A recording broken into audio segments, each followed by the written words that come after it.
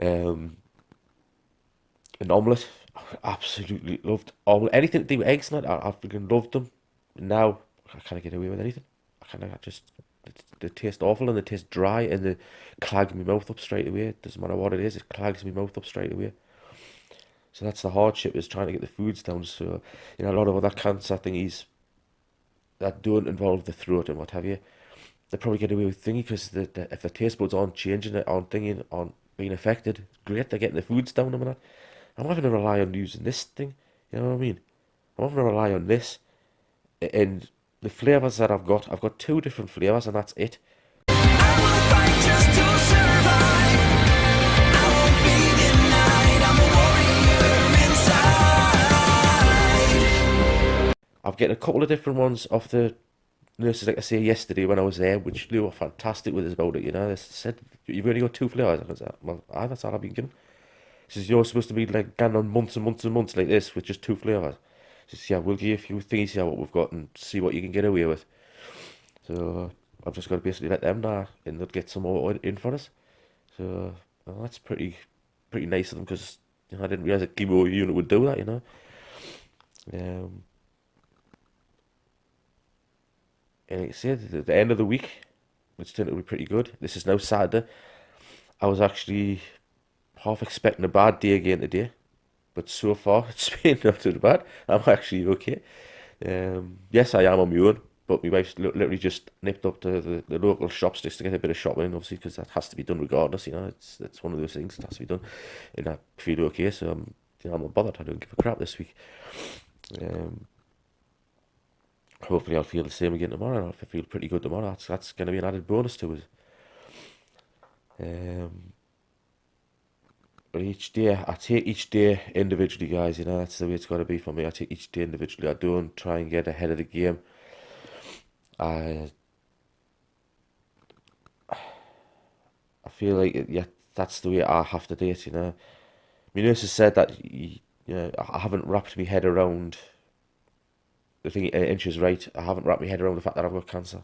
I still have this thingy that it's not me that's going through this shit, even though I'm going through it personally. And it's me that's dealing with the sore throat. It's me that's dealing with the pains in my neck. It's me that's dealing with all the friggin' having to do feeds and constantly bleeding myself with medicines and feeling like I'm gonna puke up and all that type of shit. I still, it still doesn't register that I've got cancer and that I'm going through this shit. Uh, I think a lot of the times when it hits home, the hardest for us is actually when I do see myself the way I am in the mirror because that's how my dad went. My dad went very gaunt, and I can see a gauntness in my face. I've seen us drop a shitload of body weight, a shitload. You know what I mean? The muscles that I once had are all completely starting to disappear, even though I wasn't on steroids before. The only sort of thing that I was on was TRT, which was testosterone replacement, which wasn't there to give you muscles. It didn't give you muscles. It doesn't grow your muscles. All it done was made you feel a little bit better and a little bit more human and shit like that. And I'm losing everything, losing all the gains that I'd spent years fucking working on. But I do know they'll all come back with the right nutrition again. It'll all bounce back pretty quick, and that's what I'm looking forward to being able to show is the bounce back effect that I'll have from all this. Because I do know, obviously, I'm coming close now to the ends of my treatment. I have literally got one more week of chemo, which is next Friday, and then that's the chemo done. And then it'll just be a case of however long it takes for that chemo to eventually be passed through my system and taken out of it. Chemo, I don't know how many people realise this, but chemo, it's like building blocks. I'll see if I can find a way of everything. You just bear with me 2 seconds, guys. Bear with me 2 seconds here. So like I was saying, chemo to me is like building blocks. Okay. Um, what I'm going to do is I'm going to obviously have to flip the camera in a second to show you what I mean. But I don't know how well this will work and how well this will show off as a thingy, but this is what I'm trying to explain to you. Okay, so imagine chemo is like building blocks, okay? And say the first time round, that's what they put into your system, okay? They put that into your system, and then obviously your system will start to to get rid of the crap that's in there, so it may get rid of them too. Okay, and then by the following week, they're putting in again the same amount as what they did before, but you've only getting rid of a little bit of it. Okay, so then again, you get rid of a couple of bits of it, but you've still got that much in there, and then they come along and they're going to top you up again.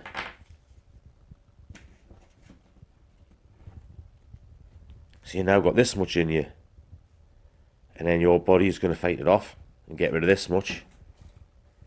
And then in the final weeks, because don't forget this happens over a period of about 6 weeks, they'll then give you your last dose. And now you've got this much in you. Yeah, and your body now has to fight that.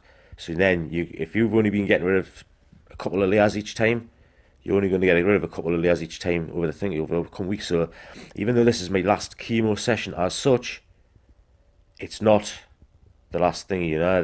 It is literally going to carry on being in my system for a while until I can get rid of all of that. Yeah, so until all of that is gone from my system, that could take a further 6 weeks plus to get rid of all of those things from my system, you know. And that's what I'm trying to say to you is with chemo and radiotherapy, is that the same type of thing happens with both of them, you know. It's a build up in the system. It's not just a case of it's there and then it's gone and then that's it, it's done. You know, the same thing's going to happen with me radiotherapy. Radiotherapy, as you can see with the burns on my neck and what have you, that took a while to come through, and it will carry on being in my system for a while afterwards. It'll take approximately maybe 6 weeks or more before that'll start to come up with my system, and then I'll start the process of trying to build myself back up. And also I've got 8 more radiotherapy sessions, so they'll end not this Wednesday but the following Wednesday, all being weather conditions staying okay. I mean, I cannot believe actually now I've got the utmost respect and the utmost thingy for these guys at Daft as a Brush, who have been literally taking me in from the start and bringing me home every time to get me in there in the weather conditions we've had here in like Stanley and in County Durham, which gets hit really hard with bad weather. The weather conditions, the snow fall that we've had, they've been unbelievable because they have getting me in every day for me treatments, and they're getting us home every day after me treatments. And I couldn't be more pleased. It's such a nice bunch of guys. They are fantastic. The owner of the guy, he's a multi-millionaire, and he's just so down to earth. I actually met him on Friday on my chemo day with my wife. I actually met him and had a chat with him and that, you know, and what a guy. He's a great guy. The people he has working for him, all volunteers, and they are absolutely fantastic people. They've done a fantastic job. They look after you really well, and yeah, I'm sort of so happy that they've been there for me to help us through, to get us there, to get us home again. I couldn't say enough about them. All the people that's there, the radiography team that I've had, you know, there's been like, I think there's about 4 of them on my team that I see sort of day in, day out on a regular basis. They've been fantastic, you know, they're a really cool bunch of people. My nurses that look after us, the chemo ward when they look after us. There's a couple of times I've been on ward 35. That's not as great because they're not used to doing what the chemo ward does all the time, you know.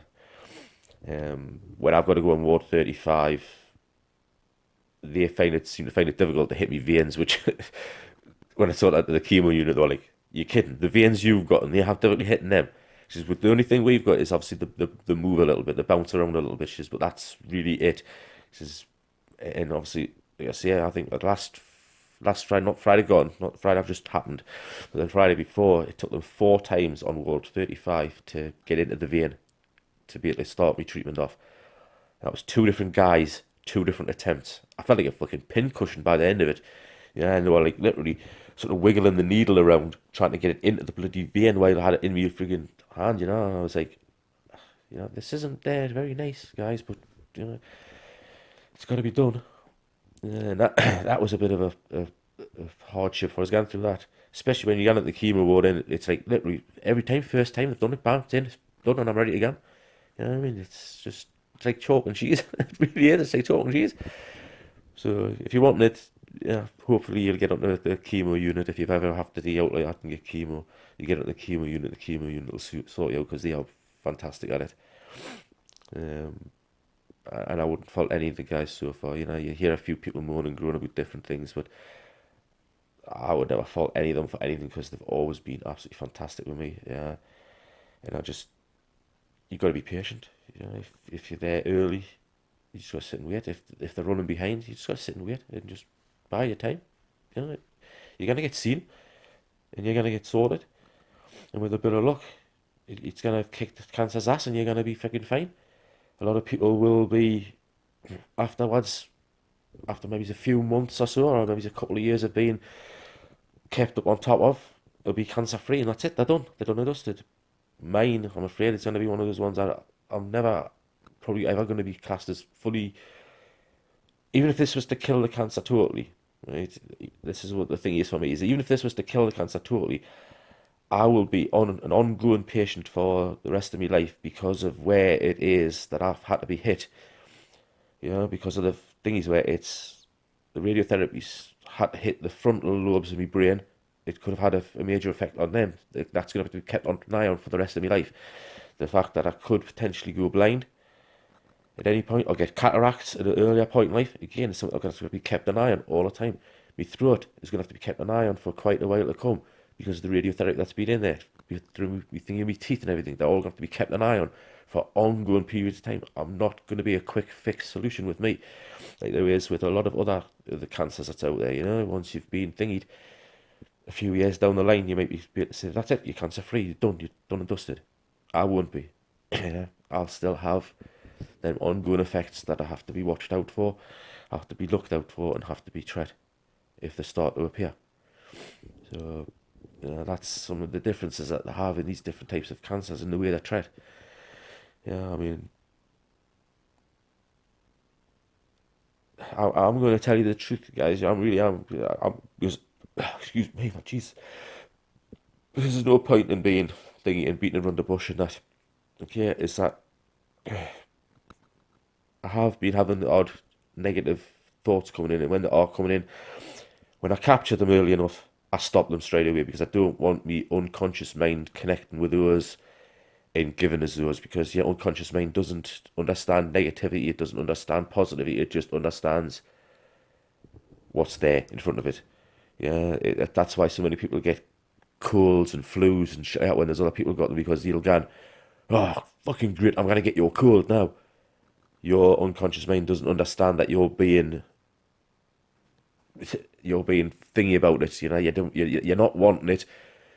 It's just that you're being flippant about it, and your unconscious mind doesn't understand that. It just thinks you want a cold. It's going to give you that cold because that's what it thinks you wanted. Yeah, so you've got to be so careful about these things, and that's why when these negative thoughts do come in, when these dreams I start having, if I connect to them and I go, oh shit, what the hell am I doing? I quickly try and change them, retrace my footsteps, and tell my unconscious mind, look, yeah, ignore that thingy. That's not what I want. That's not what I'm thinking. This has slipped in. It's something that's just obviously there, and it's something that's concerning us. But I don't want it. This is what I want. This is what I want. This is what I want, and keep on reiterating again what I want. Yeah. I want to be fit. I want to be healthy. I want to be strong. I don't want any of the residual side effects. You know, I want my brain to be fixed so that it works perfectly, so that there's no issues with the brain. I want me throat to be fixed so that I have no issues with my throat. I want my eyesight to be healed up and thingy so that I have no problems with my eyesight. Yeah, I want to be in my 80s, my 90s, even in a 100-year-old, still going to the gym, still working out, still proving that you can have a freaking good body and that you can still be strong in a freaking 100-year-old and not be a weak ass thingy that's on crutches and shit like that. I want to be one of those guys that's there and that people still respect and still look up to and still thinking again and come to us for advice again. Now, you've been doing this longer than I've been alive, which I have. From a lot of the guys at the gym now, even I've been training longer than half of them have been alive. Yeah, and for them to come to us and go, yeah, I want to be like you when I get to that age.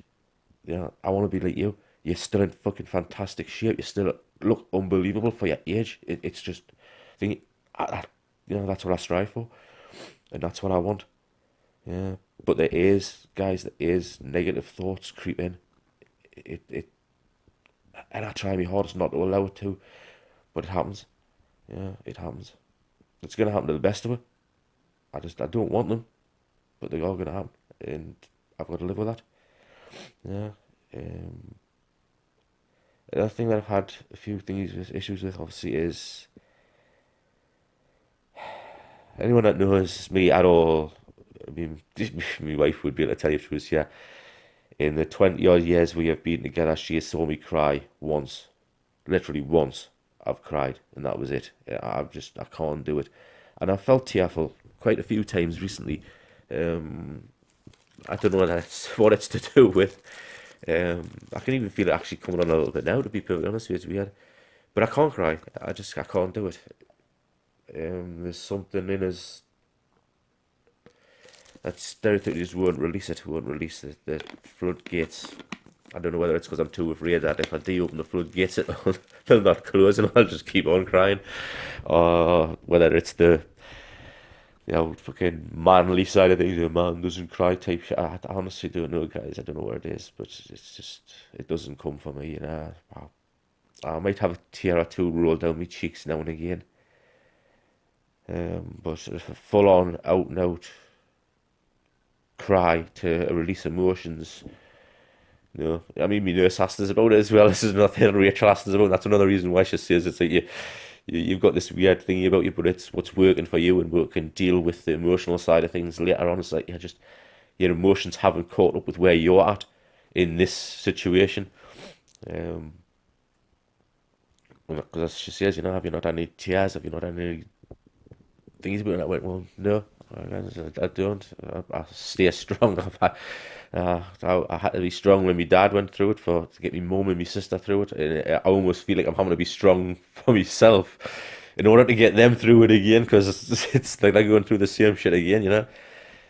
That another member of the fucking family, he's got cancer, and it's a bad one, and it's a thingy one. It's a harsh one. And then I'm having to stay strong for me fucking own family. Yeah, I don't know, it's a weird one, guys. Like I say, I feel like crying sometimes, but I cannot release them. I can't. They just don't. For some reason they won't flow. They won't thingy from us. Maybe one day they'll come. But like I say, that's what Rachel says, which is we'll deal with that when it comes to it. You just, obviously, everyone goes through certain emotions, certain states. Some people get them all together, some people will thingy them all together, and some people will deal with them one at a time. It's just, you look like you're just going to be one of these ones that might just deal with things one at a time, get through one situation, deal with it, cope with it, get onto the thingy, then deal with the next situation. Maybe they won't come, maybe the emotional side of it won't come to me, because I do have difficulty with that type of crap, I've even had my mother the other day when she was with us last Friday, not this Friday, last Friday. She says, Mark, I just need to ask you one question, why can't you tell us you love us? And it was thinking, because I just thought to myself, I don't tell anybody I love them. The only ones I can actually honestly say I tell them I love them is my kids, and that's because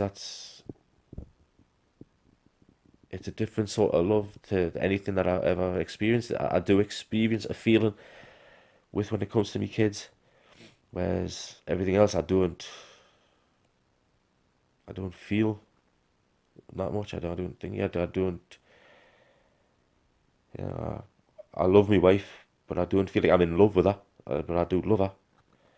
But I don't. So I never tell her I love her, because it's just, to me, to use the words "I love you" means that you have a feeling there that is expressible as in the terms of loving that person. And I don't have those types of feelings. I don't feel them. It's something the way I've been. That's why I think a lot of times people say I'm like a fucking robot. I can be quite emotionless, but yet I am a really good friend to people. I can be the greatest friend to people, because I can have empathy, but I can also see things from a different point of view, and give it from a different point of view as well. But I appreciate those that are watching it. I hope it's helping anybody in any way, shape or form to understand some of the feelings you might go through, some of the emotions you might go through, the way I am, how I deal with it, a different way to what other people do. It's each to their own way, and I just hope it helps people. I really do. Thanks for watching, guys. I really do appreciate it. And this, not having me beard, oh God, honestly, it's the hardest thing ever, mate. It's the hardest thing I've ever had to go through this, and I'm just. I never use the word praying to God, and I don't even believe in God, but I honestly, I pray to the universal laws out there that me beard can grow back fully bearded, and that I can actually maybe even grow it better than what I did before. That's all I can really hope for, because if it was to kill all the fucking thingies that's in here and to kill the roots, and that I couldn't grow a beard back again, that would be one major thing. I would end up having to go out and get a beard tattoo or something like that. Fucking, I wouldn't be able to cope. I really wouldn't be able to cope without the beard and the tash. I don't know, having to go and someone get it fucking tattooed on us. Yeah, so anyway, guys, thanks for watching. I appreciate it, I really do. And I'll catch you in the next one, guys. I'll catch you in the next one. Bad Wolf.